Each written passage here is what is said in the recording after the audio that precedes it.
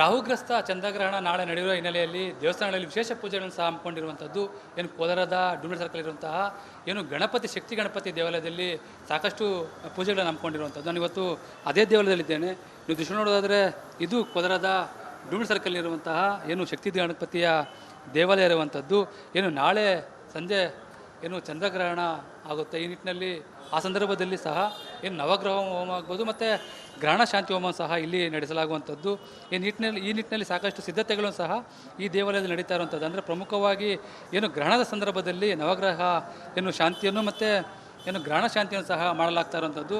ಈ ನಿಟ್ಟಿನಲ್ಲಿ ದೃಶ್ಯ ನೋಡ್ಬೋದಾದರೆ ಇಲ್ಲೂ ಸಹ ದೇವಸ್ಥಾನದಲ್ಲಿ ಏನು ಸಾಕಷ್ಟು ಅಂದರೆ ಜನರಿಗೆ ಮಾಹಿತಿ ನೀಡುವಂಥ ನಿಟ್ಟಿನಲ್ಲಿ ಒಂದಿಷ್ಟು ಮಾಹಿತಿಯನ್ನು ಸಹ ಹಾಕಿರೋದು. ಅಂದರೆ ಚಂದ್ರಗ್ರಹಣ ಯಾವ ಟೈಮಲ್ಲಿ ಆಗುತ್ತೆ ಮತ್ತು ಏನು ಮಧ್ಯಕಾಲ ಯಾವುದು ಮತ್ತು ಮೋಕ್ಷಕಾಲ ಯಾವುದು ಎಂಬ ನಿಟ್ಟಿನಲ್ಲಿ ದೇವಸ್ಥಾನಗಳಲ್ಲಿ ಈಗಾಗಲೇ ಏನು ಒಂದು ಸೂಚನಾ ಫಲಕವನ್ನು ಸಹ ಹಾಕಿರುವಂಥದ್ದು. ಅಂದರೆ ಯಾವ ಯಾವ ರಾಶಿಗಳಿಗೆ ಏನು ಗ್ರಹಣ ಪ್ರಭಾವ ಬೀರುತ್ತೆ ಎಂಬ ನಿಟ್ಟಿನಲ್ಲಿ ಈಗಾಗಲೇ ಸೂಚನೆ ಕೊಟ್ಟಿರ್ತಾರೆ.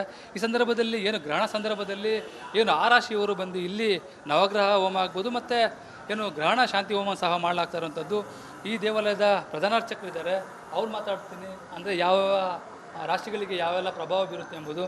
ಸ್ವಾಮಿ, ಮೊದಲಿಗೆ ಚಂದ್ರಗ್ರಹಣ ನಡೀತಾ ಇದೆ, ಇದರ ವಿಶೇಷತೆ ಏನು ಸ್ವಾಮಿ? ನಾಳೆ ಚಂದ್ರಗ್ರಹಣ ರಾತ್ರಿ 9:30 ಪ್ರಾರಂಭ ಆಗುತ್ತದೆ. 1:30ಕ್ಕೆ ಮುಗಿಯುತ್ತೆ ಗ್ರಹಣ ನಾಳೆ ಸಂಜೆ. ಮತ್ತು ಗ್ರಹಣದ್ದು ವಿಶೇಷ ಏನು ಅಂದರೆ ಚಂದ್ರಗ್ರಹಣ ಈ ವರ್ಷದಲ್ಲಿ ಸಂಪೂರ್ಣ ಚಂದ್ರಗ್ರಹಣ ಬರ್ತಾಯಿದೆ ನಾಳೆ. ಆಮೇಲೆ ಈ ಗ್ರಹಗಳಿಗೆ ಈ ರಾಶಿಗಳಿಗೆ ನಕ್ಷತ್ರಕ್ಕೆ ಅಂದರೆ ಶತಭಿಷ ನಕ್ಷತ್ರ ಕುಂಭರಾಶಿಗೆ, ಪೂರ್ವಭಾದ್ರ ಕುಂಭರಾಶಿ, ಉತ್ತರಾಭಾದ್ರ ಮೀನರಾಶಿಗೆ, ರೇವತಿ ನಕ್ಷತ್ರ ಮೀನರಾಶಿಗೆ ಈ ನಕ್ಷತ್ರ ರಾಶಿಗಳಿಗೆ ದೋಷ ಇದೆ. ಮತ್ತು ಸಿಂಹರಾಶಿ ಮತ್ತು ಕಟಕರಾಶಿ, ಮೇಷಲಗ್ನ ವೃಷಭ ಲಗ್ನದವರೆಗೆ ಗ್ರಹಣ ದೋಷ ಇದೆ. ಮೇಷ ವೃಷಭ ರಾಶಿಯವರೆಗೆ ಗ್ರಹಣ ಶಾಂತಿ ಮಾಡಿಕೊಳ್ಬೇಕು. ಮತ್ತು ಇಲ್ಲಿ ನಾಳೆ ಸಂಜೆ 6 ಗಂಟೆಯಿಂದ ಯಾವುದೇ ಪೂಜೆ ಇರೋದಿಲ್ಲ, ದೇವರ ದರ್ಶನ ಇರೋದಿಲ್ಲ. ರಾತ್ರಿ 9 ಗಂಟೆ ಮೇಲೆ ಗ್ರಹಣ ಶಾಂತಿ ಮಾಡಲಾಗುತ್ತೆ. ಇಲ್ಲಿ ನಾಳೆ ಸಂಜೆ ರಾತ್ರಿ 9:30ರಿಂದ ನವಗ್ರಹ ಶಾಂತಿ, ಪುಣ್ಯಾಹ, ಗಣಪತಿ ಪೂಜೆ ನಡೆಯುತ್ತೆ. ಅದಾದಮೇಲೆ ದೇವಸ್ಥಾನ ಮುಚ್ಚಲಾಗುತ್ತದೆ. ಬೆಳಗ್ಗೆ 6 ಗಂಟೆಯಿಂದ ದೇವಾಲಯ ಶುದ್ಧಿ ಮಾಡಲಾಗುತ್ತದೆ. ಆಮೇಲೆ ದೇವರಿಗೆ ಮಹಾಭಿಷೇಕ ಅದೆಲ್ಲ ಆದಮೇಲೆ ಈ ನವಗ್ರಹ ಹೋಮ, ಗಣಪತಿ ಹೋಮ, ನಕ್ಷತ್ರ ಹೋಮ, ಶಾಂತಿ ಹೋಮ ಎಲ್ಲ ಆಗುತ್ತೆ. ಅದಾದಮೇಲೆ ಮಹಾಮಂಗಳ ತೀರ್ಥ ಪ್ರಸಾದ ವಿನಿಯೋಗ ಇರುತ್ತದೆ. ನಾಳೆ ಎಷ್ಟು ಗಂಟೆಗೆ ಅಂದರೆ ನೀವು ದೇವಸ್ಥಾನ ಮುಚ್ತೀರಿ ಮತ್ತು ಹೋಮಗಳು ಎಷ್ಟೊತ್ತು ಸ್ಟಾರ್ಟ್ ಆಗುತ್ತೆ ಸರ್? ಸಂಜೆ 6 ಗಂಟೆ ದೇವಸ್ಥಾನ ಮುಚ್ಚಲಾಗುತ್ತದೆ. ಅಂದರೆ ದೇವರ ದರ್ಶನ ಇರೋದಿಲ್ಲ ಸಂಜೆ 6 ಗಂಟೆ ಮೇಲೆ. 9 ಗಂಟೆ ಮೇಲೆ ಈ ಗ್ರಹಣ ಶಾಂತಿ ಇರುತ್ತೆ. ಅಂದರೆ ಗ್ರಹಣಕ್ಕೋಸ್ಕರ ಶಾಂತಿ ಮಾಡ್ತೀವಿ. ಆವಾಗ ನವಗ್ರಹ ಶಾಂತಿ, ನಕ್ಷತ್ರ ಶಾಂತಿ, ಗ್ರಹಣ ಶಾಂತಿ ಮಾಡ್ತೀವಿ. ಅವರು ಯಾರು ಪೂಜೆ ಕೊಟ್ಟಿರ್ತಾರೆ ಅವ್ರ ಹೆಸರು ಸಂಕಲ್ಪ ಮಾಡಿಕೊಂಡು ನಾವು ಗ್ರಹಣ ಶ್ಲೋಕ ಪಠನೆ ಮಾಡಿಸ್ತೀವಿ ಅವ್ರ ಕೈಯಲ್ಲಿ. ಅದಾದಮೇಲೆ ಸಂಜೆ ರಾತ್ರಿ ದೇವಸ್ಥಾನ ಮುಚ್ಚಲಾಗುತ್ತದೆ. ಬೆಳಗ್ಗೆ 6 ಗಂಟೆ ದೇವಸ್ಥಾನ ಓಪನ್ ಮಾಡ್ತೀವಿ. ಅದಾದಮೇಲೆ ದೇವರಿಗೆ ಮಹಾಭಿಷೇಕ, ಪಂಚಾಮೃತಾಭಿಷೇಕ ಇರುತ್ತೆ.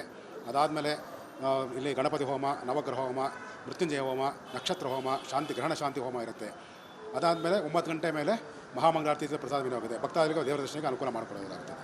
ಈ ಗ್ರಹಣದಿಂದ ಅಂದರೆ ಏನಾದರೂ ಪ್ರಭಾವ ಬೀರುತ್ತಾ ಅಂತ, ಪ್ರಕೃತಿ ಮೇಲಾಗ್ಬೋದು ಮತ್ತು ಜನರ ಮೇಲಾಗ್ಬೋದು, ಏನು ಬೀರುತ್ತಾ ಅಂತ?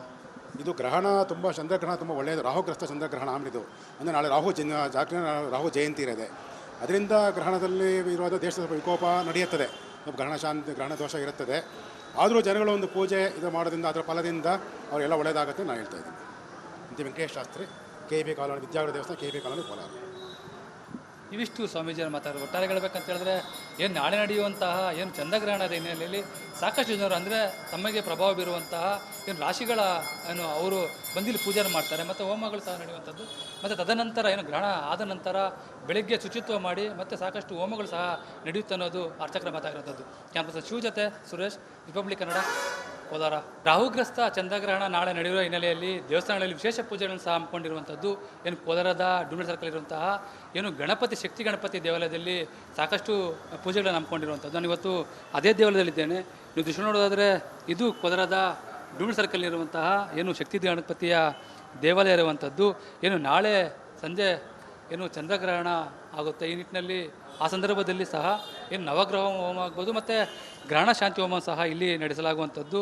ಈ ನಿಟ್ಟಿನಲ್ಲಿ ಸಾಕಷ್ಟು ಸಿದ್ಧತೆಗಳನ್ನು ಸಹ ಈ ದೇವಾಲಯದಲ್ಲಿ ನಡೀತಾ ಇರುವಂಥದ್ದು. ಅಂದರೆ ಪ್ರಮುಖವಾಗಿ ಏನು ಗ್ರಹಣದ ಸಂದರ್ಭದಲ್ಲಿ ನವಗ್ರಹ ಏನು ಶಾಂತಿಯನ್ನು ಮತ್ತು ಏನು ಗ್ರಹಣ ಶಾಂತಿಯನ್ನು ಸಹ ಮಾಡಲಾಗ್ತಾ ಇರುವಂಥದ್ದು.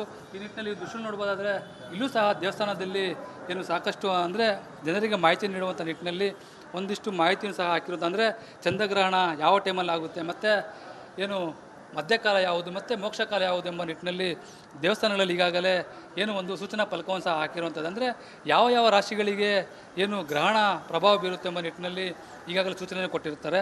ಈ ಸಂದರ್ಭದಲ್ಲಿ ಏನು ಗ್ರಹಣ ಸಂದರ್ಭದಲ್ಲಿ ಏನು ಆ ರಾಶಿಯವರು ಬಂದು ಇಲ್ಲಿ ನವಗ್ರಹ ಹೋಮ ಆಗ್ಬೋದು ಮತ್ತು ಏನು ಗ್ರಹಣ ಶಾಂತಿ ಹೋಮ ಸಹ ಮಾಡಲಾಗ್ತಾ ಇರುವಂಥದ್ದು.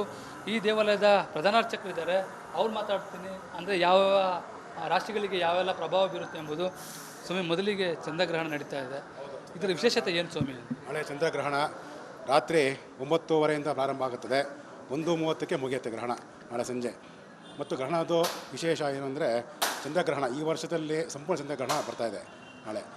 ಆಮೇಲೆ ಈ ಗ್ರಹಗಳಿಗೆ, ಈ ರಾಶಿಗಳಿಗೆ, ನಕ್ಷತ್ರಕ್ಕೆ ಅಂದರೆ ಶತಭಿಷ ನಕ್ಷತ್ರ ಕುಂಭರಾಶಿಗೆ, ಪೂರ್ವಭಾದ್ರ ಕುಂಭರಾಶಿ, ಉತ್ತರಭಾದ್ರ ಮೀನರಾಶಿಗೆ, ರೇವತಿ ನಕ್ಷತ್ರ ಮೀನರಾಶಿಗೆ, ಈ ನಕ್ಷತ್ರ ರಾಶಿಗಳಿಗೆ ದೋಷ ಇದೆ. ಮತ್ತು ಸಿಂಹರಾಶಿ ಮತ್ತು ಕಟಕ ರಾಶಿ, ಮೇಷಲಗ್ನ ವೃಷಭ ಲಗ್ನದವರೆಗೆ ಗ್ರಹಣ ದೋಷ ಇದೆ. ಮೇಷ ವೃಷಭ ರಾಶಿಯವರೆಗೆ ಗ್ರಹಣ ಶಾಂತಿ ಮಾಡಿಕೊಳ್ಬೇಕು. ಮತ್ತು ಇಲ್ಲಿ ನಾಳೆ ಸಂಜೆ 6 ಗಂಟೆಯಿಂದ ಯಾವುದೇ ಪೂಜೆ ಇರೋದಿಲ್ಲ, ದೇವರ ದರ್ಶನ ಇರೋದಿಲ್ಲ. ರಾತ್ರಿ 9 ಗಂಟೆ ಮೇಲೆ ಗ್ರಹಣ ಶಾಂತಿ ಮಾಡಲಾಗುತ್ತೆ. ಇಲ್ಲಿ ನಾಳೆ ಸಂಜೆ ರಾತ್ರಿ 9:30ರಿಂದ ನವಗ್ರಹ ಶಾಂತಿ, ಪುಣ್ಯಾಹ, ಗಣಪತಿ ಪೂಜೆ ನಡೆಯುತ್ತೆ.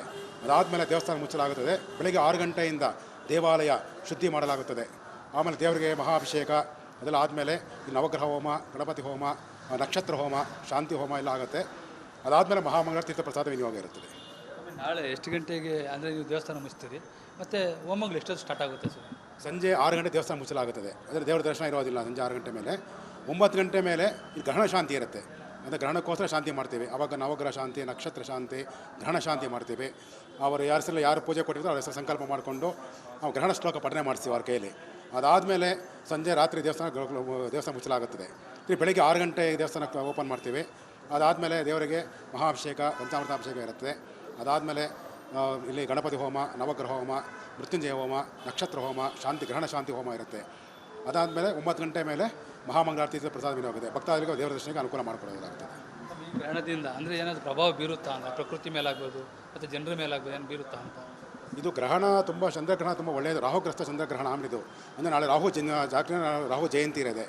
ಅದರಿಂದ ಗ್ರಹಣದಲ್ಲಿ ಇರುವುದು ದೇಶದ ವಿಕೋಪ ನಡೆಯುತ್ತದೆ. ಗ್ರಹಣ ದೋಷ ಇರುತ್ತದೆ. ಆದರೂ ಜನಗಳು ಒಂದು ಪೂಜೆ ಇದು ಮಾಡೋದ್ರಿಂದ ಅದರ ಫಲದಿಂದ ಅವರೆಲ್ಲ ಒಳ್ಳೆಯದಾಗುತ್ತೆ ನಾನು ಹೇಳ್ತಾ ಇದ್ದೀನಿ. ಇಂತಿ ವೆಂಕಟೇಶ್ ಶಾಸ್ತ್ರಿ, KB ಕಾಲೋನಿ, ವಿದ್ಯಾಗಢ ದೇವಸ್ಥಾನ, KB ಕಾಲೋನಿ, ಕೋಲಾರ. ಇವಿಷ್ಟು ಸ್ವಾಮೀಜಿಯನ್ನು ಮಾತಾಡೋದು. ಒಟ್ಟಾರೆ ಹೇಳ್ಬೇಕಂತ ಹೇಳಿದ್ರೆ ಏನು ನಾಳೆ ನಡೆಯುವಂತಹ ಏನು ಚಂದ್ರಗ್ರಹಣದ ಹಿನ್ನೆಲೆಯಲ್ಲಿ ಸಾಕಷ್ಟು ಜನರು ಅಂದರೆ ತಮಗೆ ಪ್ರಭಾವ ಬೀರುವಂತಹ ಏನು ರಾಶಿಗಳ ಏನು ಅವರು ಬಂದಿಲ್ಲಿ ಪೂಜೆ ಮಾಡ್ತಾರೆ ಮತ್ತು ಹೋಮಗಳು ಸಹ ನಡೆಯುವಂಥದ್ದು. ಮತ್ತು ತದನಂತರ ಏನು ಗ್ರಹಣ ಆದ ನಂತರ ಬೆಳಗ್ಗೆ ಶುಚಿತ್ವ ಮಾಡಿ ಮತ್ತು ಸಾಕಷ್ಟು ಹೋಮಗಳು ಸಹ ನಡೆಯುತ್ತೆ ಅನ್ನೋದು ಅರ್ಚಕರ ಮಾತಾಗಿರುವಂಥದ್ದು. ಕ್ಯಾಂಪಸ್ ಶಿವ ಜೊತೆ ಸುರೇಶ್, ರಿಪಬ್ಲಿಕ್ ಕನ್ನಡ, ಕೋಲಾರ. ರಾಹುಗ್ರಸ್ತ ಚಂದ್ರಗ್ರಹಣ ನಾಳೆ ನಡೆಯುವ ಹಿನ್ನೆಲೆಯಲ್ಲಿ ದೇವಸ್ಥಾನಗಳಲ್ಲಿ ವಿಶೇಷ ಪೂಜೆಗಳನ್ನು ಸಹ ಹಮ್ಮಿಕೊಂಡಿರುವಂಥದ್ದು. ಏನು ಕೋಲಾರದ ಡುಂಬಿ ಸರ್ಕಲ್ ಇರುವಂತಹ ಏನು ಶಕ್ತಿ ಗಣಪತಿ ದೇವಾಲಯದಲ್ಲಿ ಸಾಕಷ್ಟು ಪೂಜೆಗಳನ್ನು ಹಮ್ಮಿಕೊಂಡಿರುವಂಥದ್ದು. ನಾನು ಇವತ್ತು ಅದೇ ದೇವಾಲಯದಲ್ಲಿದ್ದೇನೆ. ನೀವು ದೃಶ್ಯ ನೋಡೋದಾದರೆ ಇದು ಕೋಲಾರದ ಡುಂಬಿ ಸರ್ಕಲ್ ಇರುವಂತಹ ಏನು ಶಕ್ತಿ ಗಣಪತಿಯ ದೇವಾಲಯ ಇರುವಂಥದ್ದು. ಏನು ನಾಳೆ ಸಂಜೆ ಏನು ಚಂದ್ರಗ್ರಹಣ ಆಗುತ್ತೆ. ಈ ನಿಟ್ಟಿನಲ್ಲಿ ಆ ಸಂದರ್ಭದಲ್ಲಿ ಸಹ ಏನು ನವಗ್ರಹ ಹೋಮ ಆಗ್ಬೋದು ಮತ್ತು ಗ್ರಹಣ ಶಾಂತಿ ಹೋಮ ಸಹ ಇಲ್ಲಿ ನಡೆಸಲಾಗುವಂಥದ್ದು. ಈ ನಿಟ್ಟಿನಲ್ಲಿ ಸಾಕಷ್ಟು ಸಿದ್ಧತೆಗಳು ಸಹ ಈ ದೇವಾಲಯದಲ್ಲಿ ನಡೀತಾ ಇರುವಂಥದ್ದು. ಅಂದರೆ ಪ್ರಮುಖವಾಗಿ ಏನು ಗ್ರಹಣದ ಸಂದರ್ಭದಲ್ಲಿ ನವಗ್ರಹ ಏನು ಶಾಂತಿಯನ್ನು ಮತ್ತು ಏನು ಗ್ರಹಣ ಶಾಂತಿಯನ್ನು ಸಹ ಮಾಡಲಾಗ್ತಾ ಇರುವಂಥದ್ದು. ಈ ನಿಟ್ಟಿನಲ್ಲಿ ದೃಶ್ಯ ನೋಡ್ಬೋದಾದರೆ ಇಲ್ಲೂ ಸಹ ದೇವಸ್ಥಾನದಲ್ಲಿ ಏನು ಸಾಕಷ್ಟು ಅಂದರೆ ಜನರಿಗೆ ಮಾಹಿತಿ ನೀಡುವಂಥ ನಿಟ್ಟಿನಲ್ಲಿ ಒಂದಿಷ್ಟು ಮಾಹಿತಿಯನ್ನು ಸಹ ಹಾಕಿರೋದು. ಅಂದರೆ ಚಂದ್ರಗ್ರಹಣ ಯಾವ ಟೈಮಲ್ಲಿ ಆಗುತ್ತೆ ಮತ್ತು ಏನು ಮಧ್ಯಕಾಲ ಯಾವುದು ಮತ್ತು ಮೋಕ್ಷಕಾಲ ಯಾವುದು ಎಂಬ ನಿಟ್ಟಿನಲ್ಲಿ ದೇವಸ್ಥಾನಗಳಲ್ಲಿ ಈಗಾಗಲೇ ಏನು ಒಂದು ಸೂಚನಾ ಫಲಕವನ್ನು ಸಹ ಹಾಕಿರುವಂಥದ್ದು. ಅಂದರೆ ಯಾವ ಯಾವ ರಾಶಿಗಳಿಗೆ ಏನು ಗ್ರಹಣ ಪ್ರಭಾವ ಬೀರುತ್ತೆ ಎಂಬ ನಿಟ್ಟಿನಲ್ಲಿ ಈಗಾಗಲೇ ಸೂಚನೆ ಕೊಟ್ಟಿರ್ತಾರೆ. ಈ ಸಂದರ್ಭದಲ್ಲಿ ಏನು ಗ್ರಹಣ ಸಂದರ್ಭದಲ್ಲಿ ಏನು ಆ ರಾಶಿಯವರು ಬಂದು ಇಲ್ಲಿ ನವಗ್ರಹ ಹೋಮ ಆಗ್ಬೋದು ಮತ್ತು ಏನು ಗ್ರಹಣ ಶಾಂತಿ ಹೋಮ ಸಹ ಮಾಡಲಾಗ್ತಾ ಇರುವಂಥದ್ದು. ಈ ದೇವಾಲಯದ ಪ್ರಧಾನಾರ್ಚಕರಿದ್ದಾರೆ, ಅವ್ರು ಮಾತಾಡ್ತೀನಿ. ಅಂದರೆ ಯಾವ ರಾಶಿಗಳಿಗೆ ಯಾವೆಲ್ಲ ಪ್ರಭಾವ ಬೀರುತ್ತೆ ಎಂಬುದು. ಸ್ವಾಮಿ, ಮೊದಲಿಗೆ ಚಂದ್ರಗ್ರಹಣ ನಡೀತಾ ಇದೆ, ಇದರ ವಿಶೇಷತೆ ಏನು ಸ್ವಾಮಿ? ನಾಳೆ ಚಂದ್ರಗ್ರಹಣ ರಾತ್ರಿ 9:30 ಪ್ರಾರಂಭ ಆಗುತ್ತದೆ, 1:30ಕ್ಕೆ ಮುಗಿಯುತ್ತೆ ಗ್ರಹಣ ನಾಳೆ ಸಂಜೆ. ಮತ್ತು ಗ್ರಹಣದ್ದು ವಿಶೇಷ ಏನು ಅಂದರೆ ಚಂದ್ರಗ್ರಹಣ ಈ ವರ್ಷದಲ್ಲಿ ಸಂಪೂರ್ಣ ಚಂದ್ರಗ್ರಹಣ ಬರ್ತಾಯಿದೆ ನಾಳೆ. ಆಮೇಲೆ ಈ ಗ್ರಹಗಳಿಗೆ, ಈ ರಾಶಿಗಳಿಗೆ, ನಕ್ಷತ್ರಕ್ಕೆ ಅಂದರೆ ಶತಭಿಷ ನಕ್ಷತ್ರ ಕುಂಭರಾಶಿಗೆ, ಪೂರ್ವಭಾದ್ರ ಕುಂಭರಾಶಿ, ಉತ್ತರಭಾದ್ರ ಮೀನರಾಶಿಗೆ, ರೇವತಿ ನಕ್ಷತ್ರ ಮೀನರಾಶಿಗೆ, ಈ ನಕ್ಷತ್ರ ರಾಶಿಗಳಿಗೆ ದೋಷ ಇದೆ. ಮತ್ತು ಸಿಂಹರಾಶಿ ಮತ್ತು ಕಟಕ ರಾಶಿ, ಮೇಷಲಗ್ನ ವೃಷಭ ಲಗ್ನದವರೆಗೆ ಗ್ರಹಣ ದೋಷ ಇದೆ.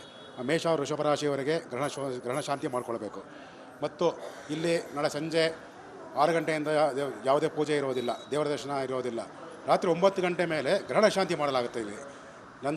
ನಾಳೆ ಸಂಜೆ ರಾತ್ರಿ 9:30ರಿಂದ ನವಗ್ರಹ ಶಾಂತಿ, ಪುಣ್ಯಾಹ, ಗಣಪತಿ ಪೂಜೆ ನಡೆಯುತ್ತೆ.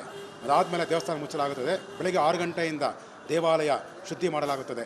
ಆಮೇಲೆ ದೇವರಿಗೆ ಮಹಾಭಿಷೇಕ ಅದೆಲ್ಲ ಆದಮೇಲೆ ಈ ನವಗ್ರಹ ಹೋಮ, ಗಣಪತಿ ಹೋಮ, ನಕ್ಷತ್ರ ಹೋಮ, ಶಾಂತಿ ಹೋಮ ಎಲ್ಲ ಆಗುತ್ತೆ. ಅದಾದಮೇಲೆ ಮಹಾಮಂಗಳ ತೀರ್ಥ ಪ್ರಸಾದ ವಿನಿಯೋಗ ಇರುತ್ತದೆ. ನಾಳೆ ಎಷ್ಟು ಗಂಟೆಗೆ ಅಂದರೆ ನೀವು ದೇವಸ್ಥಾನ ಮುಚ್ತೀರಿ, ಮತ್ತು ಹೋಮಗಳು ಎಷ್ಟೊತ್ತು ಸ್ಟಾರ್ಟ್ ಆಗುತ್ತೆ ಸರ್? ಸಂಜೆ 6 ಗಂಟೆ ದೇವಸ್ಥಾನ ಮುಚ್ಚಲಾಗುತ್ತದೆ. ಅಂದರೆ ದೇವರ ದರ್ಶನ ಇರೋದಿಲ್ಲ ಸಂಜೆ 6 ಗಂಟೆ ಮೇಲೆ. 9 ಗಂಟೆ ಮೇಲೆ ಈ ಗ್ರಹಣ ಶಾಂತಿ ಇರುತ್ತೆ. ಅಂದರೆ ಗ್ರಹಣಕ್ಕೋಸ್ಕರ ಶಾಂತಿ ಮಾಡ್ತೀವಿ. ಆವಾಗ ನವಗ್ರಹ ಶಾಂತಿ, ನಕ್ಷತ್ರ ಶಾಂತಿ, ಗ್ರಹಣ ಶಾಂತಿ ಮಾಡ್ತೀವಿ. ಅವರು ಯಾರು ಪೂಜೆ ಕೊಟ್ಟಿರ್ತಾರೆ ಅವ್ರ ಹೆಸರು ಸಂಕಲ್ಪ ಮಾಡಿಕೊಂಡು ನಾವು ಗ್ರಹಣ ಶ್ಲೋಕ ಪಠನೆ ಮಾಡಿಸ್ತೀವಿ ಅವ್ರ ಕೈಯಲ್ಲಿ.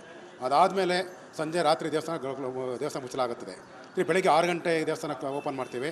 ಅದಾದಮೇಲೆ ದೇವರಿಗೆ ಮಹಾಭಿಷೇಕ, ಪಂಚಾಮೃತಾಭಿಷೇಕ ಇರುತ್ತೆ. ಅದಾದಮೇಲೆ ಇಲ್ಲಿ ಗಣಪತಿ ಹೋಮ, ನವಗ್ರಹ ಹೋಮ, ಮೃತ್ಯುಂಜಯ ಹೋಮ, ನಕ್ಷತ್ರ ಹೋಮ, ಗ್ರಹಣ ಶಾಂತಿ ಹೋಮ ಇರುತ್ತೆ. ಅದಾದಮೇಲೆ 9 ಗಂಟೆ ಮೇಲೆ ಮಹಾಮಂಗಳಾರತಿ ಪ್ರಸಾದ ವಿನಿಯೋಗ ಭಕ್ತಾದಿಗಳಿಗೆ ದೇವರ ದರ್ಶನಕ್ಕೆ ಅನುಕೂಲ ಮಾಡಿಕೊಡೋದಾಗ್ತದೆ. ಈ ಗ್ರಹಣದಿಂದ ಅಂದರೆ ಏನಾದರೂ ಪ್ರಭಾವ ಬೀರುತ್ತಾ ಅಂತ, ಪ್ರಕೃತಿ ಮೇಲಾಗ್ಬೋದು ಮತ್ತು ಜನರ ಮೇಲಾಗ್ಬೋದು, ಏನು ಬೀರುತ್ತಾ ಅಂತ? ಇದು ಗ್ರಹಣ ಚಂದ್ರಗ್ರಹಣ ತುಂಬ ಒಳ್ಳೆಯದು. ರಾಹುಗ್ರಸ್ತ ಚಂದ್ರಗ್ರಹಣ ಆಮಿದು. ಅಂದರೆ ನಾಳೆ ರಾಹು ಜಯಂತಿ ಇರೋದೆ. ಅದರಿಂದ ಗ್ರಹಣದಲ್ಲಿ ಇರುವಾಗ ದೇಶದ ವಿಕೋಪ ನಡೆಯುತ್ತದೆ. ಗ್ರಹಣ ದೋಷ ಇರುತ್ತದೆ.